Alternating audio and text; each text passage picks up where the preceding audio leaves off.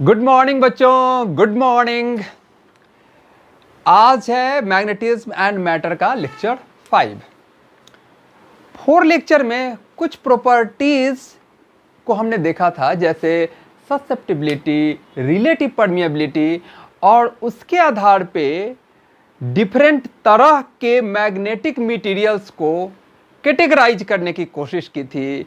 Diamagnetic, paramagnetic, ferromagnetic. आज उन्हीं अलग अलग तरह के मटेरियल्स को, मैग्नेटिक मटेरियल की क्लासिफिकेशन को थोड़े विस्तार से देखेंगे और इन मटेरियल्स की प्रॉपर्टी को थोड़ा समझने की कोशिश करेंगे। तो चलिए शुरू किया जाए। चलिए, अब इन मटेरियल्स की क्या क्या विशेषताएं हैं और ऐसा क्यों है, उसके कारण को थोड़ा समझने की कोशिश करेंगे। क्यों कोई डायामैग्नेटिक की तरह बिहेव कर रहा है, क्यों पैरामैग्नेटिक की तरह बिहेव कर रहा है, फेरोमैग्नेटिज्म का क्या कारण है। तो चलिए, इधर मैं लिख लेता हूं डायामैग्नेटिक मटेरियल और इधर कर लेता हूं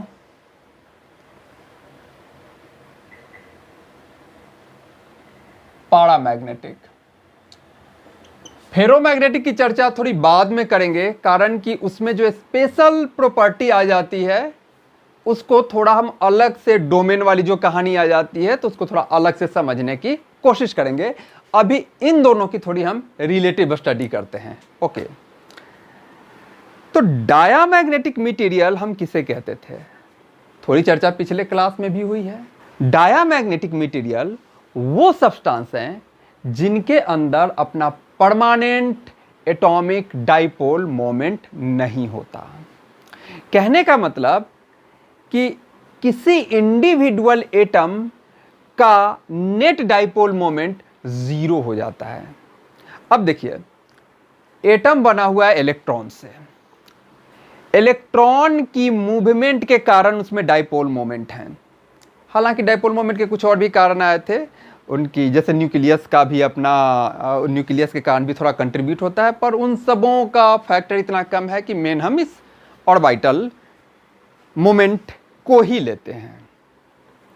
तो मन में एक बात आ सकती है कि भाई डायामैग्नेटिक मटेरियल में भी इलेक्ट्रॉन तो है, इलेक्ट्रॉन ऑर्बिट भी कर रहा है, तो इसमें मैग्नेटिक मोमेंट क्यों नहीं है। तो कुछ चर्चा पहले भी हुई थी कि इस इलेक्ट्रॉनिक मोशन के कारण, इस ऑर्बिटल मोशन के कारण जो मोमेंट बनता है इंडिविजुअल इलेक्ट्रॉन का, वो पेयर में कैंसल होने की टेंडेंसी रखते हैं। एक का क्लॉकवाइज तो एक का एंटी क्लॉकवाइज, और वो एक दूसरे को कैंसल कर देते हैं। तो डायामैग्नेटिक सब्सटेंस की बात हमने कहा कि हम इसमें कह सकते हैं, अगर हम पहला पॉइंट की बात करें, कि net dipole moment of individual atom is 0। Net dipole moment of individual atom is 0। Okay, जैसे हीलियम एक डायामैग्नेटिक है, तो हम कहते हैं कि भाई इसके हीलियम के 2 इलेक्ट्रॉन के मैग्नेटिक मोमेंट एक दूसरे को कैंसल कर देंगे। इसको ऐसे दिखाया तो इसको ऐसे दिखा रहे हैं। तो हमने कहा कि जहां जहां अनपेयर्ड इलेक्ट्रॉन नहीं मिलेंगे हमें, वहां वहां हमें डायामैग्नेटिक प्रॉपर्टी सामने आएगी। हालांकि इसके कुछ एक्सेप्शंस भी कहे जा सकते हैं। जैसे अगर आप देखें यहाँ पे, तो ये कहानी मैंने कहा हीलियम का। अगर आप कॉपर देख लें तो कॉपर में तो अनपेयर्ड इलेक्ट्रॉन है, फिर कॉपर डायामैग्नेटिक क्यों है। इसका एग्जाम्पल अगर मैं कहूँ, कॉपर भी डायामैग्नेटिक है, कॉपर भी डायामैग्नेटिक है, हमने एग्जाम्पल में पहले देखा भी है। तो देखिए, अनपेयर्ड इलेक्ट्रॉन है इसमें, नो डाउट, पर वो अनपेयर्ड इलेक्ट्रॉन जो है कॉपर का, सिल्वर का, ये सब मेटालिक बॉन्ड में इन्वॉल्व हो जाता है, जिसके कारण वो अपनी मैग्नेटिक प्रॉपर्टी शो नहीं कर पाता। ठीक है, बात क्लियर हो गई यहां पे। तो इसका हम वो पॉइंट लिख सकते हैं, इसके करस्पॉन्डिंग हम वो पॉइंट लिख सकते हैं पैरामैग्नेटिक में कि net dipole moment of individual atom, there is net dipole moment, zero नहीं है, नेट डाइपोल मोमेंट है। तो यहां पर क्या लिख दे point, there is net dipole moment of each atom, प्रत्येक एटम का नेट डाइपोल मोमेंट है। यहां नहीं है, यहां है। चलिए अब दूसरा पॉइंट देखें। दूसरा पॉइंट यह कहा जा सकता है कि when kept in external magnetic field, अब इन मटेरियल को अगर हम एक्सटर्नल मैग्नेटिक फील्ड में रखेंगे तो क्या प्रभाव पड़ेगा।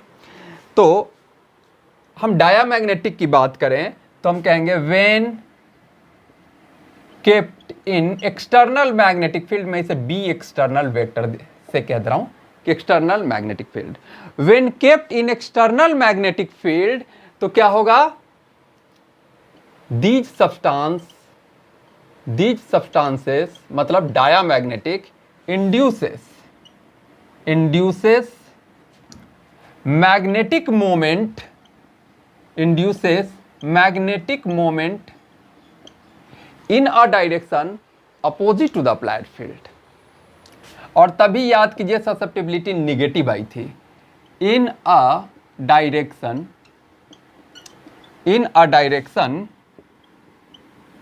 अपोजिट टू द जो आपने एक्सटर्नल फील्ड अप्लाइड किया है। ओके, जबकि पैरामैग्नेटिक को आप एक्सटर्नल मैग्नेटिक फील्ड में रखिएगा तो उसमें डाइपोल मोमेंट है, वो फील्ड उसके डाइपोल को पकड़ के अपनी तरफ अलाइन कर देगा, पार्शियली अलाइन करता है, ठीक है, क्योंकि थर्मल मोशन भी है जिसके कारण डिस्टर्बेंस भी बनी रहती है, तो फुल्ली अलाइन नहीं हो पाता। इसका दूसरा पॉइंट हम कहेंगे when kept in external magnetic field, their dipole moments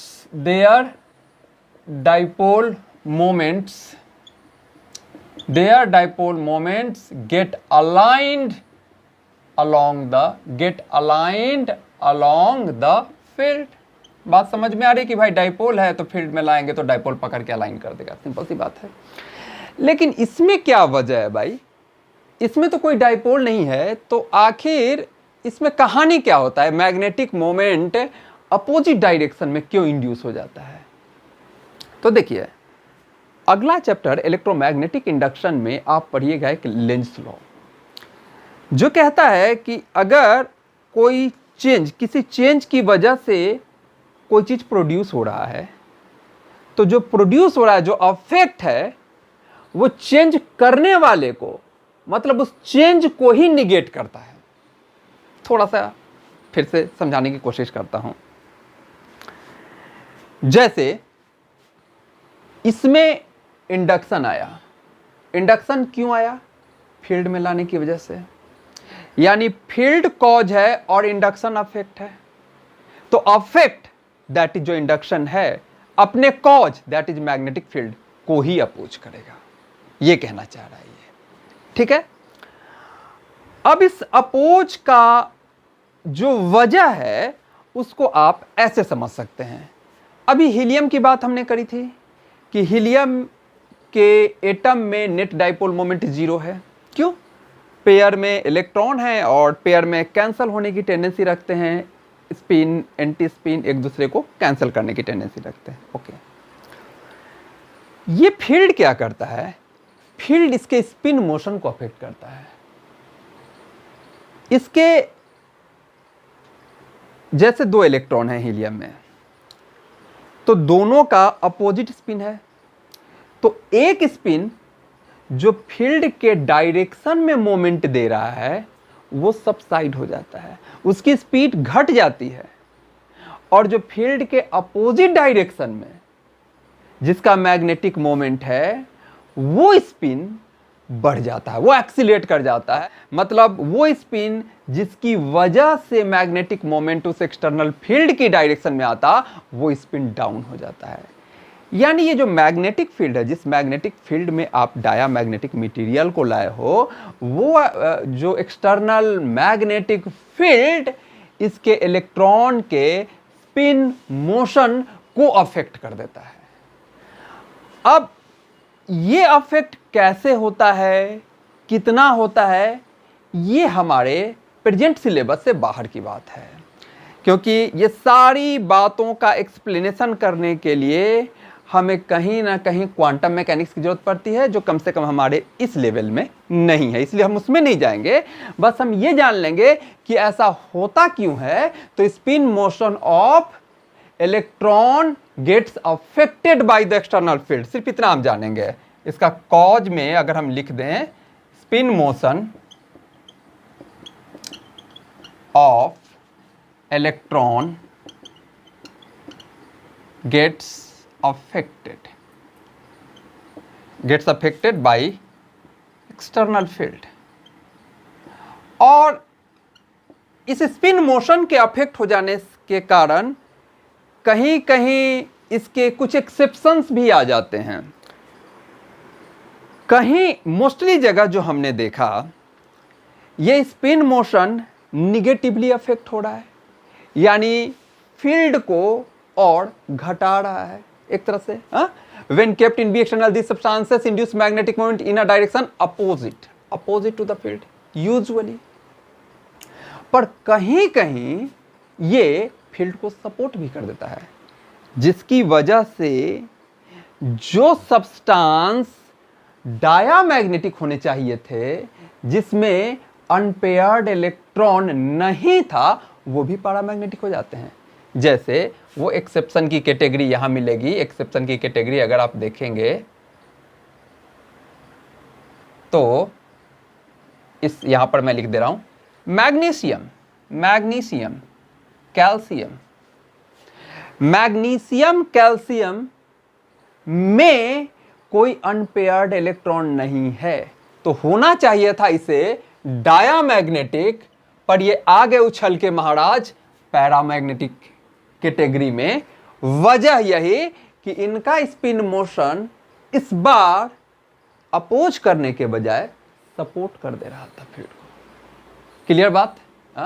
तो यूजुअली, चलिए इसको एक्सेप्शन के तौर पे हमने मैग्नीशियम कैल्शियम देख लिया कि वो इस कैटेगरी में है, पर यूजुअली इनका स्पिन मोशन निगेटिवली फील्ड से अफेक्ट होता है, यानी उसके कारण जो मैग्नेटिक मोमेंट इंड्यूस होगा वो फील्ड को अपोज करेगा। ये बात क्लियर हो गया? ओके, चलिए अब आ जाए तीसरे पॉइंट की तरफ। नोट करते जाइए, ये पॉइंट इंपॉर्टेंट हैं बोर्ड के लिहाज से भी और समझने के लिहाज से भी, ठीक है।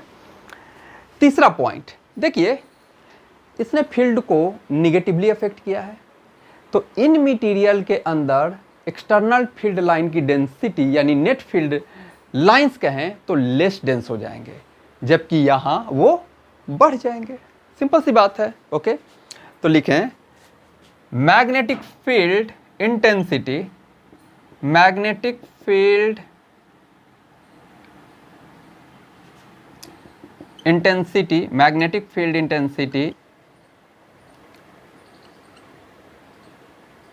Decreases inside these material. Diamagnetic, dia means मर जाना, आप समझिए कि मैग्नेटिक प्रॉपर्टी मर गई।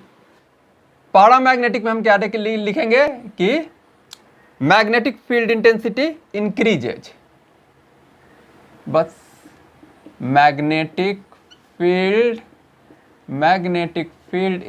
इंटेंसिटी क्या हो जाएगा, इंक्रीज कर जाएगा। इसमें इंक्रीजेज इनसाइड दीज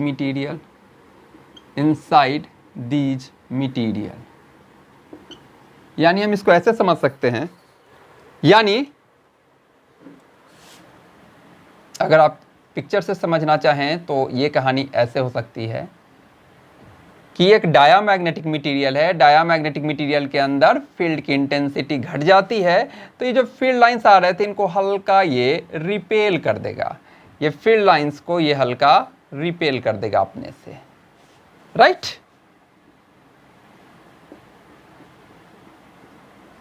जबकि इसके अपोजिट ये क्या कर लेगा, अपनी तरफ थोड़ा खींच लेगा, यानी जो फील्ड लाइंस जा रहे थे इधर से इसको थोड़ा ये अपनी तरफ खींच लेगा,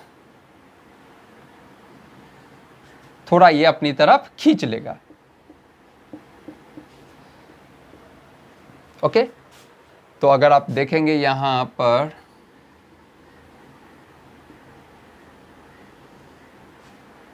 तो यहां पर डेंसिटी आपको थोड़ी बढ़ी हुई नजर आएगी। यहां पर मैग्नेटिक फील्ड लाइन की डेंसिटी इंक्रीज कर गई, यहां पर मैग्नेटिक फील्ड लाइन की डेंसिटी डिक्रीज कर गई। ठीक है,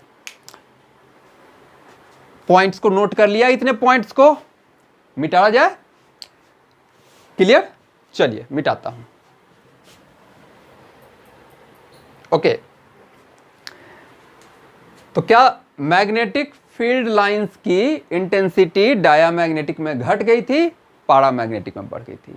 यानी मैग्नेटिक फील्ड को वो रिपेल कर रहे थे, मैग्नेटिक फील्ड लाइंस को रिपेल कर रहे थे, तो मैग्नेटिक फील्ड इनको रिपेल करेगा, न्यूटन थर्ड लॉ। ओके, तो हम कहेंगे these substances are repelled by the magnet.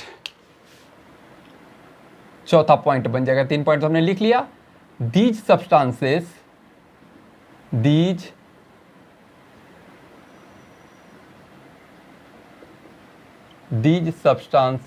are repelled by magnets। इसके opposite these substances are feebly attracted, बड़ी स्ट्रांगली नहीं, वो फेरोमैग्नेटिक है जो बहुत स्ट्रांगली अट्रैक्टेड होगा। दीज सब्सटेंसेस आर क्या लिखेंगे, फीबली, फीबली मीन्स वीकली कह लें, बहुत स्ट्रांगली नहीं, फीबली अट्रैक्टेड बाय मैग्नेट्स। इसको पिक्चर से बड़ी अच्छी इसकी समझ में आएगी बात। इसको ऐसे समझ सकते हैं, मान लो यहाँ पर एक स्प्रिंग है और स्प्रिंग से एक डायामैग्नेटिक मटेरियल लटका हुआ है। अगर हम जो इसको मैग्नेटिक फील्ड में इसको यहाँ एक मैग्नेट लगा के जैसे ही हम इसे मैग्नेटिक फील्ड क्रिएट करेंगे, यहाँ फटाक से जवान ऊपर की तरफ भागेंगे, फील्ड से रिपेल होंगे और यहाँ वहाँ से फील्ड में आ जाएंगे लटक के। जैसे ये सब्सटेंस है और हमने यहाँ नॉर्थ साउथ बना दिया तो ये यहाँ आ जाएंगे। बात क्लियर हो रही है, यहाँ ऊपर भागेंगे वहाँ आ जाएंगे। और भी इस तरह के और पिक्चर दे सकते हो आप कि अगर एक डायामैग्नेटिक सब्सटेंस को अगर लटकाया जाए एक मैग्नेटिक फील्ड में, ऐसे इस मैग्नेटिक फील्ड में इस डायामैग्नेटिक सब्सटेंस को मैंने लटकाया तो ये ना ऐसे अलाइंड हो जाएंगे, ऐसे जैसे ये मेरे दोनों पाम के बीच में फील्ड है, इसको नॉर्थ मान लीजिए, इसको साउथ मान लीजिए, और फील्ड लाइंस ऐसे ऐसे है, ऐसे ऐसे फील्ड लाइंस हैं। ओके, तो अपने आप को फील्ड के अलोंग ना करके वो ऐसे कर लेगा। फील्ड लाइंस देखिए यहाँ ऐसे से ऐसे है तो वो अपने आप को इसके परपेंडिकुलर कर लेगा, जबकि ये बड़े तरीके से फील्ड के अलोंग अलाइन हो जाएगा जा करके। यहाँ अगर मैं फिर ये पहला पिक्चर है, ये नॉर्थ बना दूं और ये साउथ बना दूं तो यहाँ पर वाला ये प्रॉपरली ये देखो ये फील्ड के अलोंग अलाइन हो गए, ये फील्ड के परपेंडिकुलर हो गए, फील्ड से जितना भाग सकते थे उतना भाग गए। अगर ये तो हो गया जैसे जो सॉलिड मटेरियल्स हैं मैग्नेटिक, हम कुछ लिक्विड मटेरियल्स देख लें। जैसे एग्जाम्पल के तौर पे वाटर एक डायामैग्नेटिक है, एल्कोहल भी डायामैग्नेटिक है, और इस एल्कोहल के साथ बड़ी विचित्र कहानी है कि एल्कोहल मैग्नेटिक फील्ड से रिपेल होता है बिंग डायामैग्नेटिक, पर ये एल्कोहल अपनी मैग्नेटिक फील्ड में कईयों को खींच लेता है। तो इसकी मैग्नेटिक फील्ड से भी हमें बच के रहना है। चलिए एनीवे, तो अगर लिक्विड कोई डायामैग्नेटिक मटेरियल है, अल्कोहल ही ले लें, तो देखिए कहानी क्या होगी, वो भी फील्ड से दूर भागेगा। तो उसका हम पिक्चर कैसे बना सकते हैं, जैसे कि यूट्यूब ले लें, ये दूसरा पिक्चर हो गया हमारा। एक यूट्यूब ले लें ऐसा, और यूट्यूब में ये डायामैग्नेटिक मटेरियल है। मान लीजिए कि यहाँ तक लिक्विड डायामैग्नेटिक मटेरियल भरा हुआ है, भरा हुआ है, भरा हुआ है, भर जा भाई, भर जा भाई, भर जा भाई। ये अब जैसे ही हम यहाँ पर मैग्नेटिक मटेरियल लाए नॉर्थ साउथ, ये देखिए ये नॉर्थ साउथ लाए, तो ये लेवल ना नीचे भाग जाएगा और ये लेवल ऊपर चढ़ जाएगा। मटेरियल, लिक्विड मटेरियल तो उतना ही है ना, तो एक तरफ नीचे जाएगा तो एक तरफ ऊपर चला आएगा। और ये जैसे ही मैग्नेटिक फील्ड लाए, ये क्या हो गया, ये भाग गया नीचे और ये लेवल यहाँ आ गया और इस तरफ वाला कॉरस्पॉन्डिंगली उठ गया। बात समझे? जबकि वहाँ क्या हो जाएगा, उसकी तरफ और चढ़ जाएगा, जिधर नॉर्थ साउथ मैग्नेट है उधर चढ़ जाएगा। जैसे अगर हम इधर रखें, ये एक YouTube हमने बना दिया, ओके, और इसमें यहीं तक लिक्विड था, भर जा भर जा भर जा भर जा, भर गया लिक्विड। और हमने थोड़ा ऊपर मान लो कि यहाँ नॉर्थ साउथ क्रिएट किया तो यहाँ फील्ड आ गया, तो ये पैरामैग्नेटिक है, फटाक से फील्ड पे चढ़ गया और ये वाला लेवल डाउन हो गया, यानी ये अब यहाँ तक आ गया, ये ऐसे यहाँ तक आ गया और कॉरस्पॉन्डिंगली ये वाला आर्म डाउन हो गया, ये वाला यहाँ तक चला गया। बात क्लियर? हाँ, एक और लिक्विड अरेंजमेंट आप देख सकते हैं। जैसे मान लीजिए इस तरह का पॉट है और इसमें लिक्विड रखा हुआ है, यहाँ तक लिक्विड है जी, यहाँ तक लिक्विड है, ओके, यहाँ तक लिक्विड है। बात समझ में आ रही है? पहले डायामैग्नेटिक का बना लें, डायामैग्नेटिक दूर भागने वाला बना लें। ये रहा जी मेरा पॉट रखा हुआ है, यहाँ तक मेरा लिक्विड भरा हुआ है, यहाँ तक लिक्विड भरा हुआ है। अब जैसे ही मान लीजिए कि यहाँ पर हम नॉर्थ साउथ, यहाँ पर हम मैग्नेटिक फील्ड लाए, नॉर्थ साउथ यूँ समझ लीजिए, यहाँ पर हम नॉर्थ साउथ मैग्नेटिक फील्ड लाए, तो यहाँ से लिक्विड दोनों तरफ, यहाँ भी मान लो हम नॉर्थ, यहाँ पर भी हम नॉर्थ साउथ मैग्नेट लाए, ओके, तो यहाँ से लिक्विड भागेगा और बीच में चढ़ेगा। तो देखिए यहाँ वाला लिक्विड सब भागेगा, यहाँ वाला लिक्विड भागेगा सब, और ये यहाँ ऐसे हो जाएगा, बीच में जहाँ फील्ड कम है वहाँ उठ जाएगा और यहाँ पर फील्ड से भाग जाएगा, राइट। इसके अपोजिट यहाँ पर क्या होगा, जब देखिए अगर हम यहाँ पे नॉर्थ साउथ लाएं, यहाँ पे नॉर्थ साउथ लाएं, तो कॉरस्पॉन्डिंगली ये क्या होगा, ऊपर चढ़ जाएगा और बीच वाला डाउन हो जाएगा, क्योंकि ये तो फील्ड की तरफ थोड़ा अट्रैक्ट होता है ना। तो देखिए यहाँ पर ये कॉरस्पॉन्डिंगली यहाँ तक चढ़ जाएगा, यहाँ तक, और ये प्रोफाइल बना देगा ऐसे, और इधर भी ऊपर तक चढ़ जाएगा, यहाँ तक चढ़ जाएगा, मतलब लिक्विड यहाँ तक आ जाएगा और बीच में लिक्विड ये वाला हट जाएगा। ये यहाँ से इधर चला गया, यहाँ से इधर चला गया, बीच वाला डाउन हो गया। बात समझ में आ रही है? हाँ, किस तरह से ये एक फील्ड से थोड़ा दूर भाग रहा है और दूसरा फील्ड की तरफ थोड़ा अट्रैक्ट हो रहा है, ओके। चौथा point,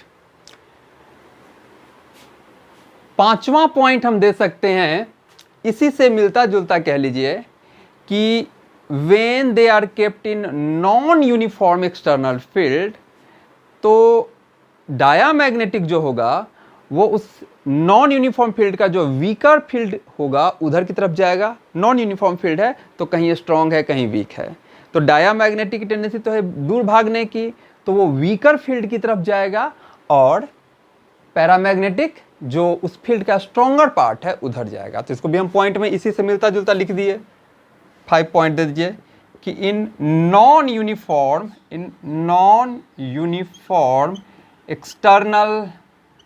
external magnetic field, non-uniform external magnetic field, they move किधर, they move towards weaker part of the field, weaker part of the field। ये है हमारे डायामैग्नेटिक महाशय की कहानी, और इसके अपोजिट पैरामैग्नेटिक की कहानी क्या हो जाएगी, इन non uniform external magnetic field, they move towards stronger part of the field, they move towards stronger part of the field, बिल्कुल ऊपर जो हमने पिक्चर बनाई उसी से मिलता जुलता है ये पॉइंट, इसलिए साथ के साथ ये पॉइंट भी दे दिए। अब थोड़ी सी ससेप्टिबिलिटी, रिलेटिव परमिएबिलिटी, इन सब के आधार पर जरा इन दोनों को समझें। ठीक है, बना लिया, बात क्लियर, मिटाऊं? चलो अगला पॉइंट, 5 पॉइंट हो गया था, छठा point, their susceptibility is small and negative. पहले ही हम देख चुके हैं, और नेगेटिव क्यों है? जो निगेटिवली इंड्यूस हो जाते हैं उस वजह से है। देयर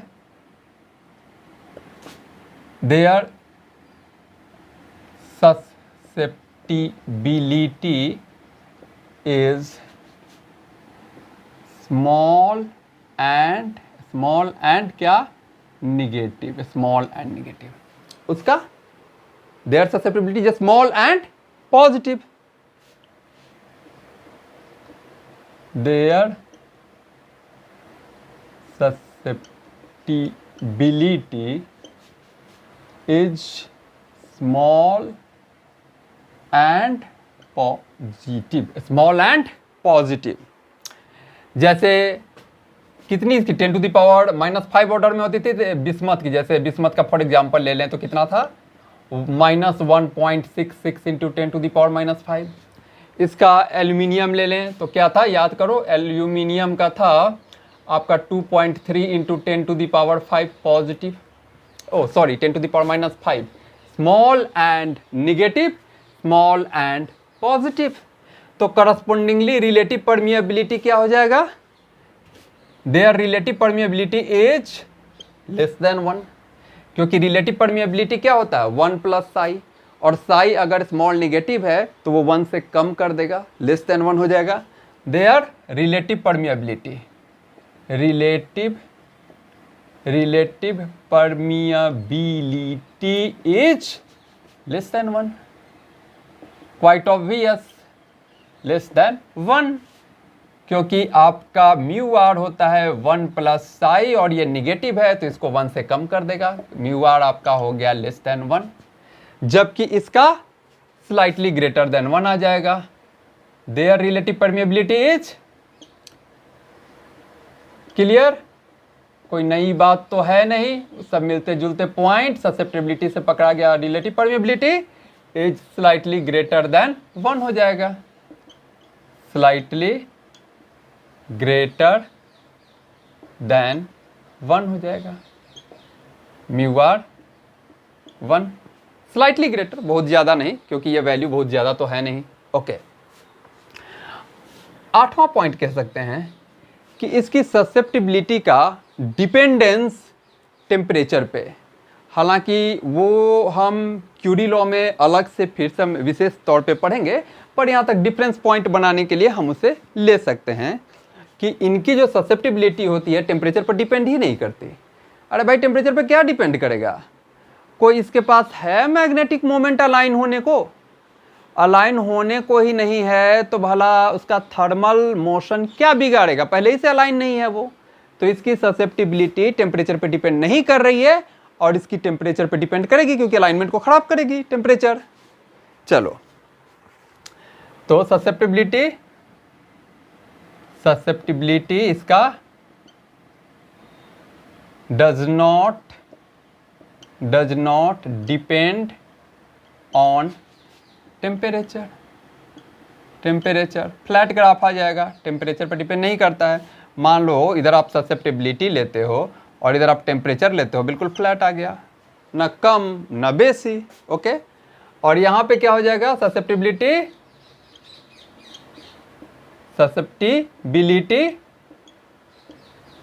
डिक्रीजेज, या यूं कहें चेंजेज इनवर्सली। डिक्रीज तो होगा ही, किस तरह से डिक्रीज होगा? तो चेंजेज इनवर्सली विथ टेम्परेचर। इसका साई जो है 1/T आ जाएगा। तो यहां टेम्परेचर ना लिख के हम लिख दें एब्सोल्यूट टेम्परेचर। टेम्परेचर हमें लेना है किसमें? केल्विन में। Absolute temperature. ओके, यहां पर आप ग्राफ लोगे तो कैसा आ जाएगा? ये साई है, और इधर टेम्परेचर है, तो ऐसा आ जाएगा। P V equal to constant जब होता था तो पी और वी का ऐसा ही आता है ना आइसोथर्मल प्रोसेस में। तो जहाँ भी इन्वर्सली प्रोपोर्शनल होगा इस तरह का ग्राफ आ जाता है, ठीक है, रेक्टेंगुलर हाइपरबोला कहते हैं इसे। चलिए, तो ये बातें एक तरह से रिलेटिव, हमने डायामैग्नेटिक पैरामैग्नेटिक का थोड़ा सा आपस में तुलनात्मक देखा, थोड़ा बहुत उन कारणों को जानने की भी कोशिश करी कि ऐसा क्यों होता है। अब जरा सा फेरोमैग्नेटिक सब्सटेंस को समझ लें। फेरोमैग्नेटिक सब्सटेंस की जो बिहेवियर होती है एक्सट्रीम होती है, यानी बहुत ज्यादा होती है। तो बहुत ज्यादा के पीछे की कहानी को थोड़ा समझने की कोशिश करें। चलिए बढ़ा जाए।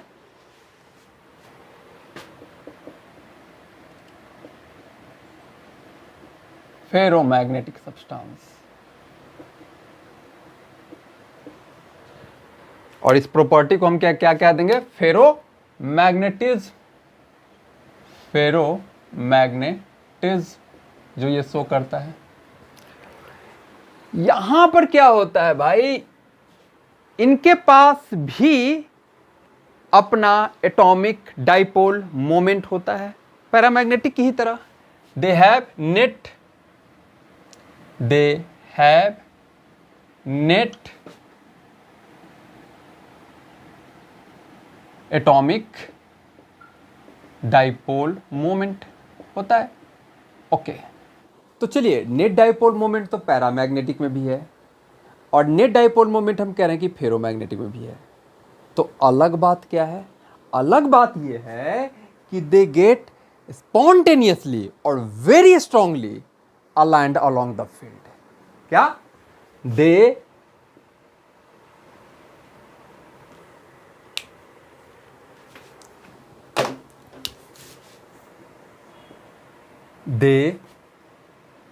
get aligned along the field, along the external field spontaneously, एकदम जैसे ही फील्ड आया फटाक से उसकी तरफ अलाइन हो जाएंगे, spontaneously and strongly and very strongly। Alignment paramagnetic में भी होती है, पर इसकी अलाइनमेंट इतनी तगड़ी होती है कि हम देख चुके हैं कि इसकी साई वैल्यू कहां पहुंच जाती है? हजारों में, रिलेटिव परमिबिलिटी हजारों में। ओके, देयर रिलेटिव परमिबिलिटीज कितनी वैल्यू होती है? Relative permeability are in hundreds, hundreds कह लीजिए, थाउजेंड्स कह लीजिए, इस तरह से, यानी इतना गुना मैग्नेटिक फील्ड बढ़ जाता है। तो ऐसी क्या खास बात है कि पैरामैग्नेटिक जिसमें भी परमानेंट मैग्नेटिक डाइपोल है उतना अलाइन नहीं होता, थोड़ा बहुत अलाइन होता है, ठीक है। ससेप्टिबिलिटी वैल्यू जो हमने देखा है 10⁻⁵ ऑर्डर में है, लेकिन ये तो 1000 टाइम बढ़ जा रहा है, इतनी तगड़ी अलाइनमेंट इतनी हो जा रही है। तो ऐसी क्या खास बात है इन फेरोमैग्नेटिक मटेरियल्स में? तो देखिए,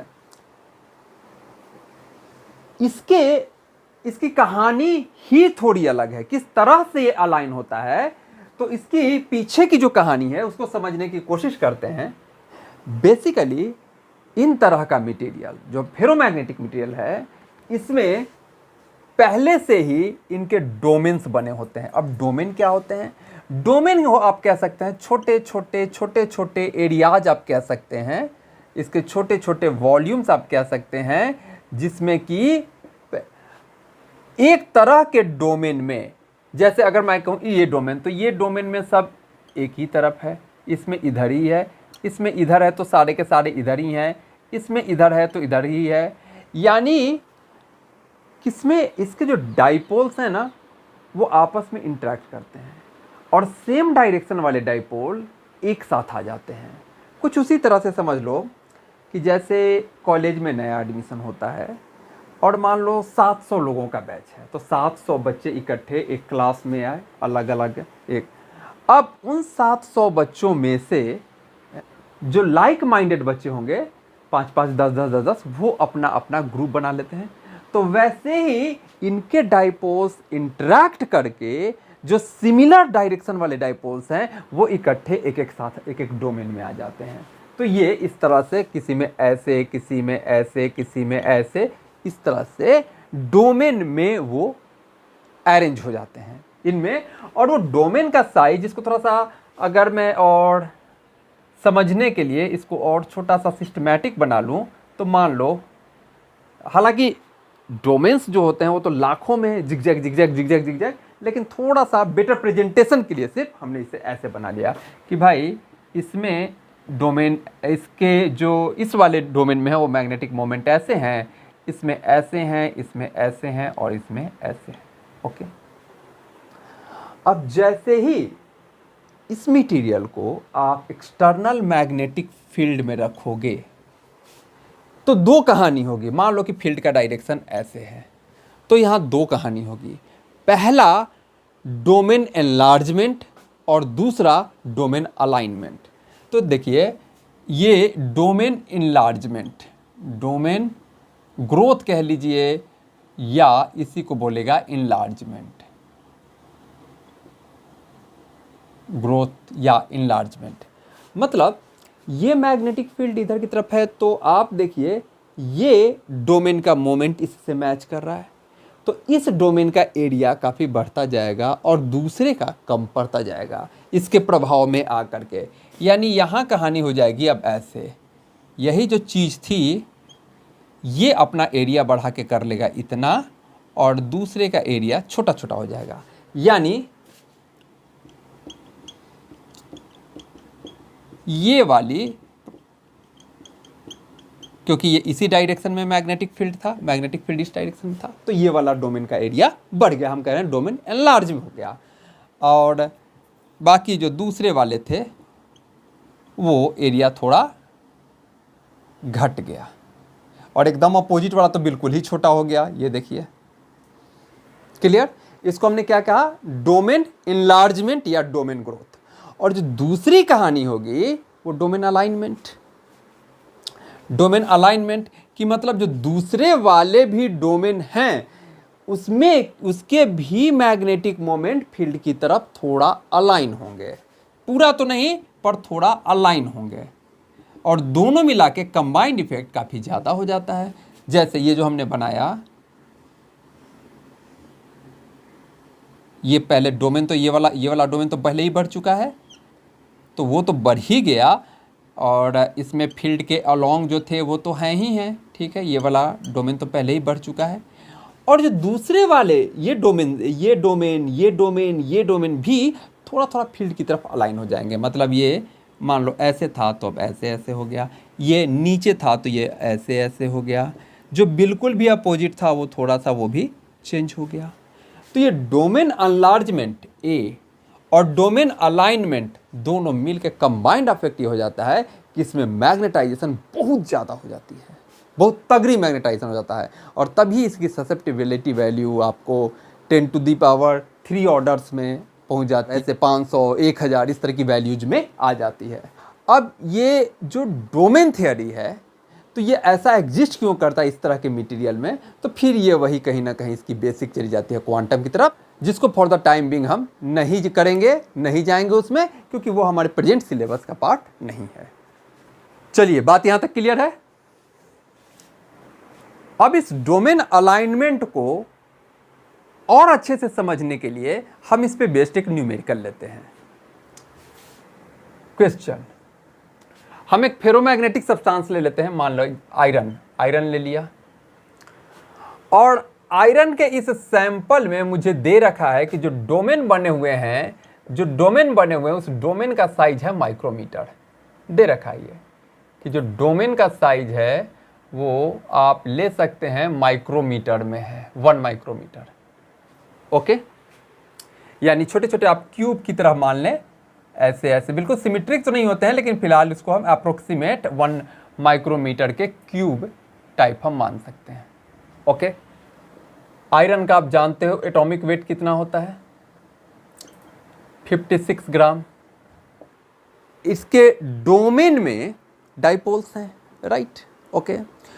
प्रत्येक डाइपोल का डाइपोल मोमेंट हमें दे रखा है, dipole moment of each dipole, each atomic dipole, dipole moment of each atomic dipole, ये हमें दे रखा है, मान लो 9.27 into 10 to the power minus 24, 9.27 into 10 to the power minus 24 ampere metre square, okay. अब आपसे पूछ रहा है कि किसी डोमेन में कितना मैक्सिमम मैग्नेटाइजेशन हो सकता है, okay. Find value of maximum magnetisation in a domain, maximum magnetisation in a domain. एक डोमेन की बात कर रहा है, एक डोमेन की बात कर रहा है, उस डोमेन का साइज आपको दे रखा है माइक्रोमीटर में, राइट। तो मोटा मोटी अप्रोक्सीमेटली, थोड़ा सा फिजिक्स, थोड़ा सा केमिस्ट्री लगाएंगे, number of atoms, Avogadro number, this that करके हम पहुंचेंगे कि भाई एक डोमेन में कितने नंबर ऑफ एटम्स हैं और मैक्सिमम पॉसिबिलिटी क्या हो सकती है जब सारे के सारे प्रॉपरली अलाइन कर जाएं, बिल्कुल, यानी 100% अलाइनमेंट हो जाए, सेचुरेशन हो जाए। हम एक थ्योरेटिकल बात लेंगे, 100% तो अलाइनमेंट फेरोमैग्नेटिक में भी नहीं होता है, पर मैक्सिमम मैग्नेटाइजेशन कह रहा है तो वही हो सकता है कि 100% अलाइनमेंट हो जाए। तो चलिए इसको कैसे प्रोसीड कर सकते हैं हम। सबसे पहले डोमेन साइज दिया हुआ 1 माइक्रोमीटर, तो एक वॉल्यूम निकाल लें इस डोमेन का, उसको अप्रोक्सीमेटली क्यूब एज्यूम करते हुए क्या हो जाएगा, वॉल्यूम ऑफ ईच डोमेन कितना हो जाएगा, 10 to the power minus 6, 1 micrometre, okay, का क्यूब, साइड का क्यूब, ओके। अप्रोक्सीमेटली हम उसे क्यूब एज्यूम कर रहे हैं ताकि एक अप्रोक्सीमेट आइडिया निकल जाए वॉल्यूम का कितना होगा। तो 10 to the power minus 18 metre cube, okay. Volume निकल गया और आपको डेंसिटी, इसको V बोल देते हैं। डेंसिटी मुझे दे रखा है, आयरन है ना, तो आयरन की कितना हो जाता है, लगभग 7900 kg पर मीटर क्यूब, रफली आप उसे 8000 मान लीजिए। Density of iron equal to 8 into 10 to the power 3 kg per metre cube, okay. तो डेंसिटी हो गया आपको 8 इंटू 10 टू द पावर 3। तो मास कितना हो जाएगा, मास पता होगा तब तो हम एटॉमिक मास से डिवाइड करके नंबर ऑफ मोल निकाल लेंगे, फिर नंबर ऑफ एटम निकाल लेंगे, ठीक है, वही केमिस्ट्री वाली कहानी, ठीक है जी। तो मास कितना हो जाएगा, mass equal to volume into density.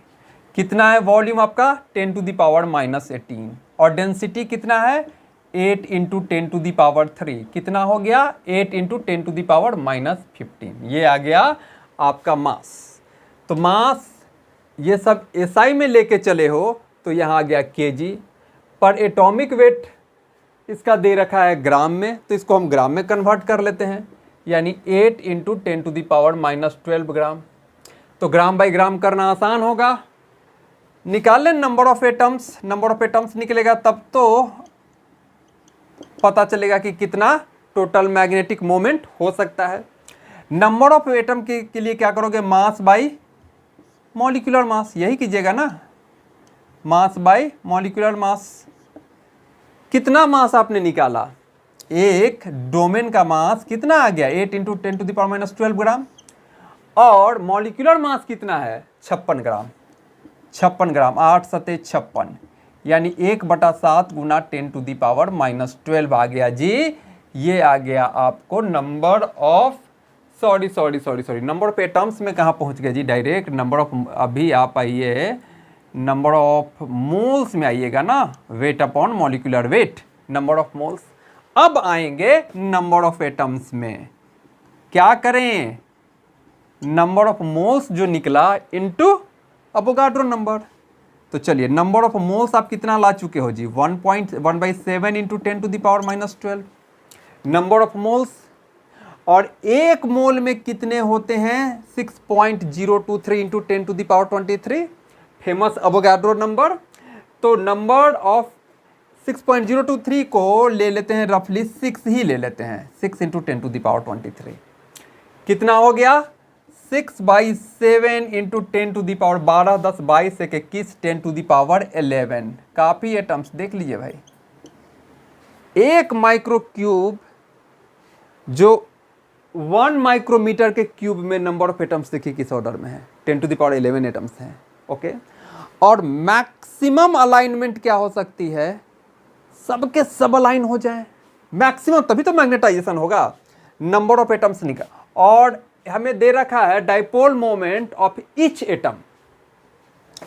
तो डाइपोल मोमेंट कितना दे रखा है, dipole moment, total dipole moment अगर अब मुझे निकालना है तो मैं कहूंगा क्या, number of atoms into atomic dipole moment of each atom into atomic dipole moment, एक एटम का dipole moment of each atom कह लीजिए, ऑफ ईच एटम। चलिए नंबर ऑफ एटम आपने निकाल लिया 6/7 × 10⁻11 और एटॉमिक डाइपोल मोमेंट 9.27 × 10⁻24। क्लियर, इससे इसको उड़ाइए, 7 एकम 7, 2 22 7 21, 1 17 7 दूनी 14, मोटा मोटी 1.33 भी अगर आप ले लीजिए तो ये कितना हो जाएगा, 1.33 में 6 से 13 6 78 3 6 18, लगभग ये आपका आ जाएगा 8 के आसपास, 8 के आसपास ये आ गया। और 24 में से 11 गया तो 10⁻13। ये क्या निकल रहा है आपको, टोटल डाइपोल मोमेंट एक डोमेन में जब 100% अलाइनमेंट हो गई, dipole moment ampere metre square. आपसे पूछा है मैक्सिमम मैग्नेटाइजेशन, भाई तो जितना डाइपोल मोमेंट आ गया by volume, dipole moment per unit volume, वही तो मैग्नेटाइजेशन है। तो टोटल मैग्नेटाइजेशन कितना हो जाएगा, टोटल मैग्नेटाइजेशन कितना हो जाएगा,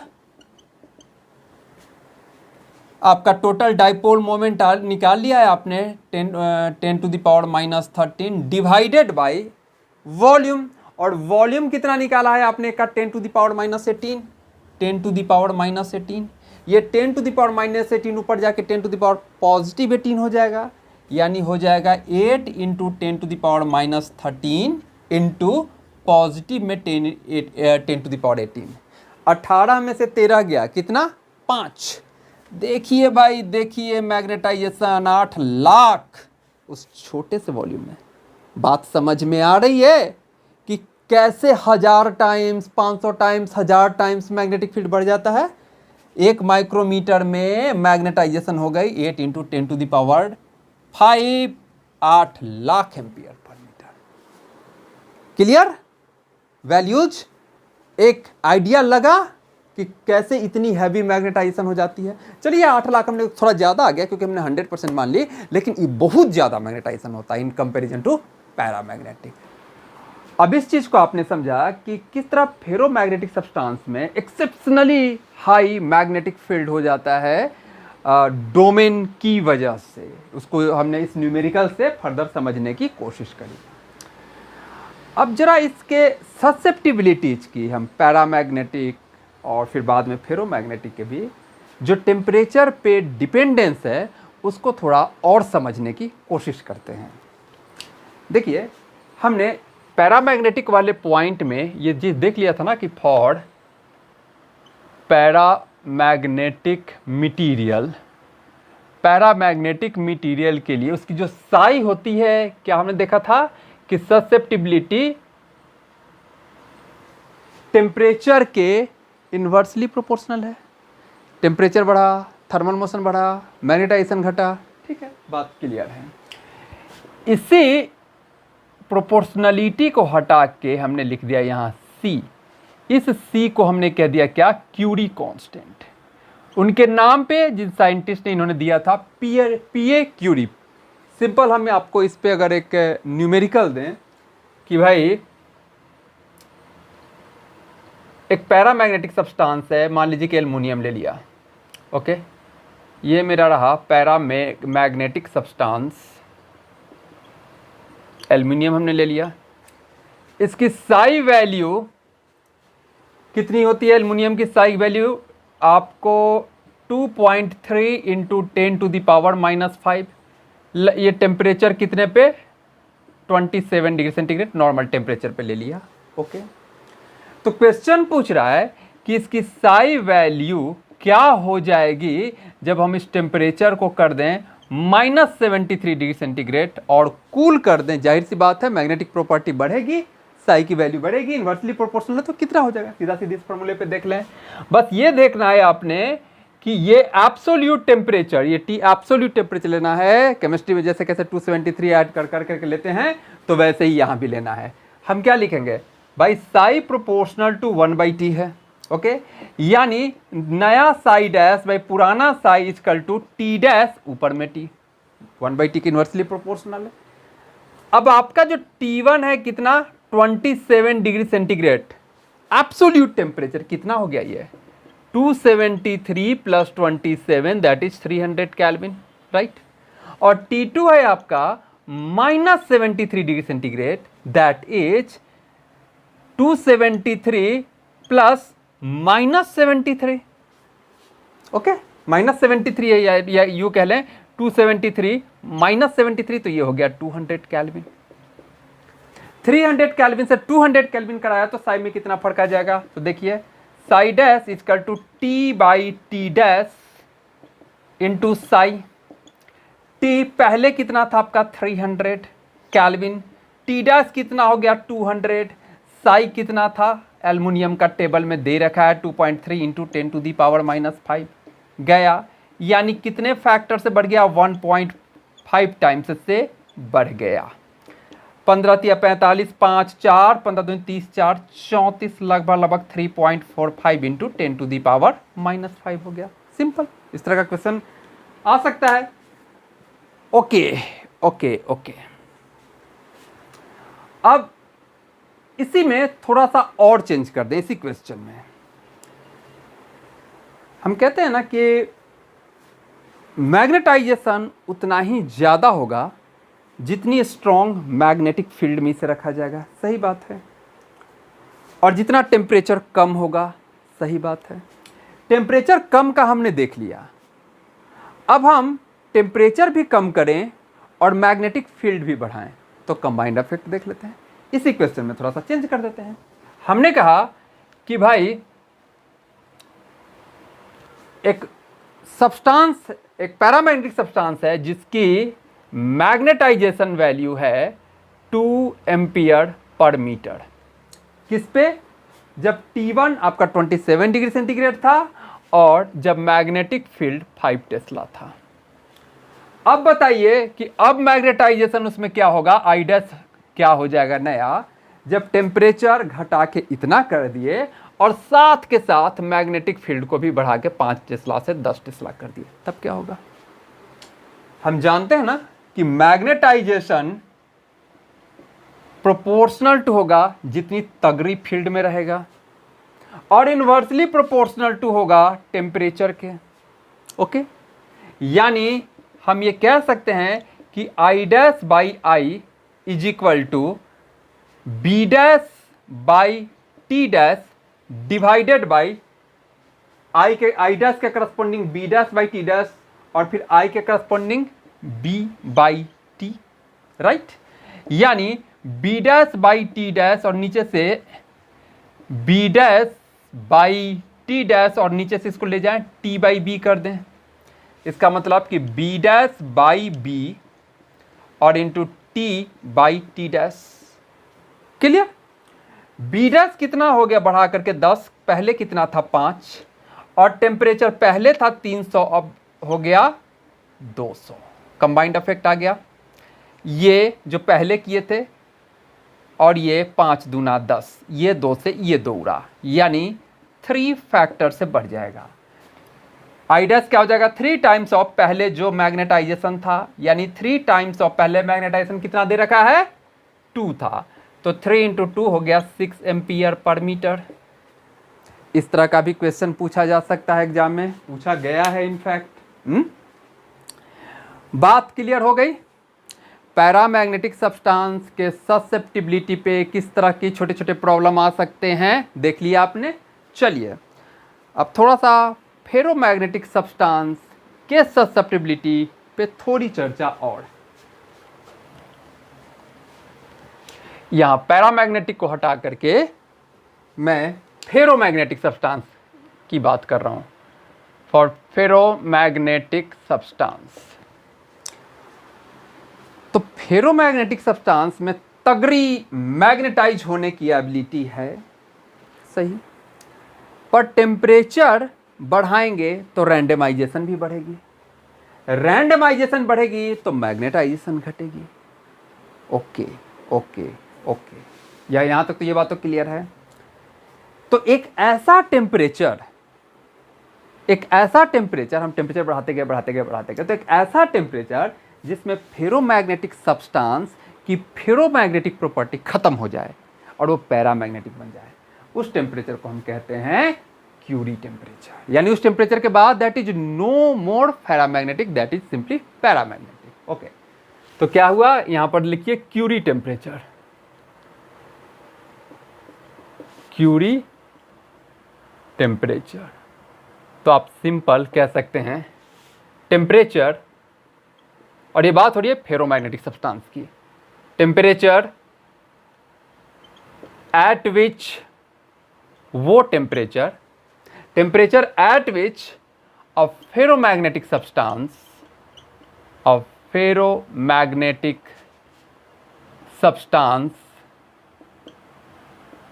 behaves like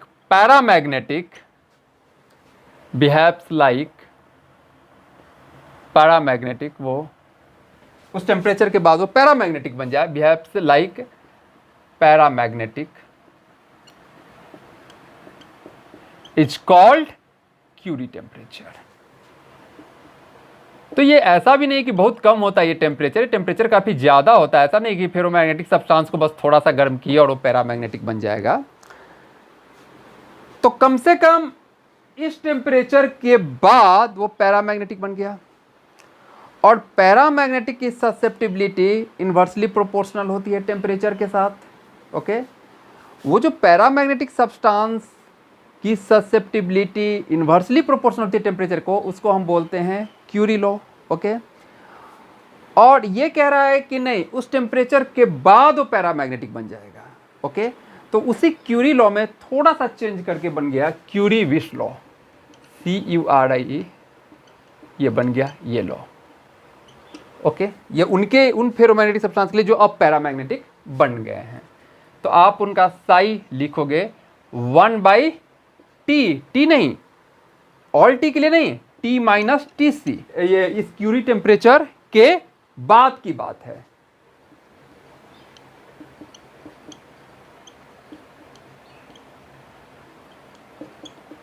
Curie temperature. Okay, तो वही कर दो आप, psi constant by T minus TC, ये बन गया आपको क्या, कौन सा law, Curie Weiss law. Right, बात क्लियर हो गई कि भाई अब जब पैरामैग्नेटिक बन ही गया है तो पैरामैग्नेटिक की प्रॉपर्टी फॉलो करेगा, पर हर टी के लिए नहीं, टीसी के बाद तो हमने T माइनस TC कह दिया। ओके, तो सीधा सीधे हम कह देंगे भाई कि क्यूरी टेम्परेचर कौन सा टेम्परेचर है, temperature at which a ferromagnetic substance behaves like paramagnetic is called Curie temperature. Okay, तो अगर हम इसके ग्राफ की बात करें तो इसका ग्राफ किस तरह का आएगा जरा सा देखिए। फेरोमैग्नेटिक सब्सटेंस के साई की बात कर रहे हैं, साई विथ टेम्परेचर। ओके, ये रहा क्यूरी टेम्परेचर, मतलब इस टेम्परेचर के बाद ये मेरा पैरामैग्नेटिक की तरह बिहेव करेगा। तो पहले इसका आप देखिए, यहां से यहां तक ऐसे घटना स्टार्ट किया है, कुछ ऐसे वैसे। ओके, और इस पॉइंट, ये क्यूरी टेम्परेचर आने के बाद rectangular hyperbola, psi proportional to 1/T type. हाँ, तो इसके बाद ये बिहेव किया, ये है आपका वही क्यूरी टेम्परेचर। राइट, बात क्लियर हो गई। चलिए, तो यही कुछ बातें थी पैरामैग्नेटिक, डायामैग्नेटिक, फेरोमैग्नेटिक के। कुछ छोटी छोटी बातें एक दो और, उसको जरा सा देख लें हम। डायामैग्नेटिक की जो फेनोमेना है वो यूनिवर्सल फेनोमेना है। कहने का क्या मतलब है कि डायामैग्नेटिज्म वाली प्रॉपर्टी पैरामैग्नेटिक में भी होता है और फेरोमैग्नेटिक में भी होता है। यानी अपोजिट इंड्यूस होने की जो टेंडेंसी है वो एक जनरलाइज्ड प्रॉपर्टी है, पर पैरामैग्नेटिक और फेरोमैग्नेटिक में उसकी अलाइनमेंट के कारण, डाइपोल मोमेंट के अलाइनमेंट के कारण जो थोड़ा बहुत नेगेटिव इंड्यूस भी हुआ डायामैग्नेटिज्म प्रॉपर्टी के कारण, उसको इस अलाइनमेंट होने के कारण जो पॉजिटिव इफेक्ट आया, जो मैग्नेटाइजेशन आया, वो काफी ज्यादा है उस नेगेटिव इफेक्ट से, और ओवरऑल हमें मैग्नेटाइजेशन, नेट मैग्नेटाइजेशन दिखेगा। बात क्लियर हो रही है? ऐसा नहीं है कि पैरामैग्नेटिक सब्सटेंस और ferromagnetic substance diamagnetic property show नहीं करते हैं। डायामैग्नेटिक प्रॉपर्टी सब शो करते हैं, पर उनकी अलाइनमेंट प्रॉपर्टी के कारण एडिशनल पॉजिटिव जो आया मैग्नेटाइजेशन हुआ, वो उस थोड़े से नेगेटिव मैग्नेटाइजेशन जो इंड्यूस इफेक्ट के कारण, जो डायामैग्नेटिक इफेक्ट के कारण हुआ है, उसको सुपरसीड कर जाता है। क्लियर? चलिए, एक बात तो ये। दूसरी बात, कुछ सब्सटेंस जिसकी इनफैक्ट खोज चल रही है, सुपर कंडक्टिंग नेचर के होते हैं, सुपर कंडक्टर मटेरियल कहे जाते हैं वो, उनमें प्रॉपर्टी होती है जबरदस्त डायामैग्नेटिज्म शो करने की। मतलब कि वो परफेक्ट डायामैग्नेटिक होते हैं। तो परफेक्ट डायामैग्नेटिक कहने का क्या मतलब है? आपने देखा कि डायामैग्नेटिक सब्सटेंस अपने अंदर से मैग्नेटिक फील्ड को रिपेल करते हैं, मैग्नेटिक फील्ड लाइंस की डेंसिटी घट जाती है। तो परफेक्ट डायामैग्नेटिक वो है जो अपने अंदर से पूरे के पूरे मैग्नेटिक फील्ड को बाहर कर दे। यानी बाहर चाहे जो भी मैग्नेटिक फील्ड हो, उस सब्सटेंस के अंदर मैग्नेटिक फील्ड जीरो हो जाएगा। यानी वो जितना बाहर का मैग्नेटिक फील्ड है उतना ही वो निगेटिवली इंड्यूस कर देगा। आप उसे 10 टेस्ला के मैग्नेटिक फील्ड में लाइए तो अंदर -10 टेस्ला आ गया, मतलब अपोजिट डायरेक्शन में 10 टेस्ला, और उसको पहले वाले को कैंसिल कर दिया। ओके, आप 20 टेस्ला कर दिए बाहरी फील्ड, अंदर वो अपना नेगेटिव डायरेक्शन में इंड्यूस फिर से -20 कर लेगा और उसको जीरोवाइज कर देगा। ठीक उसी तरह जैसे आपने इलेक्ट्रोस्टैट में पढ़ा था कि कंडक्टर के अंदर इलेक्ट्रिक फील्ड जीरो हो जाता है। ठीक है, ओके, अपने वो चार्ज को रीडिस्ट्रीब्यूट करके फील्ड जीरो कर लेता है। तो डायामैग्नेटिक सब्सटेंस कुछ वैसी ही प्रॉपर्टी है उसके कि अपने अंदर वो मैग्नेटिक फील्ड को जीरो कर लेता है।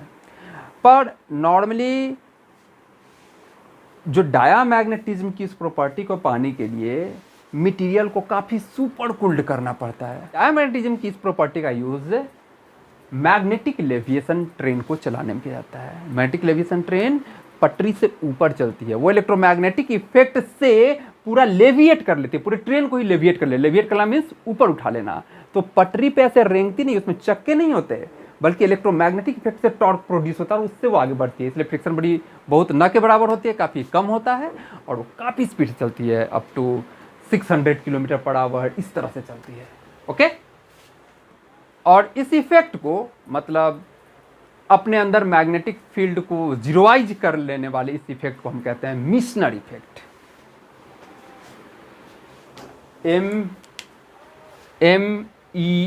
MEISSNER, Meissner effect. क्या हुआ ये? Perfect diamagnetism, perfect diamagnetism. Okay, तो आई होप कि आपको अब डायामैग्नेटिक सब्सटेंस, पैरामैग्नेटिक सब्सटेंस और फेरोमैग्नेटिक सब्सटेंस की थोड़ी समझ हो गई होगी। अब हम अगले चैप्टर में फेरोमैग्नेटिक सब्सटेंस की एक स्पेशल प्रॉपर्टी हिस्टेरिसिस की बात करेंगे, और फिर फेरोमैग्नेटिक सब्सटेंस की थोड़ी और चर्चा बढ़ा करके कि किस तरह से उसका हम परमानेंट मैग्नेट बनाने में, इलेक्ट्रोमैग्नेट बनाने में क्या यूज होता है, कैसे यूज होता है, उस चीज़ को देखेंगे। ओके बच्चों, थैंक यू बच्चों।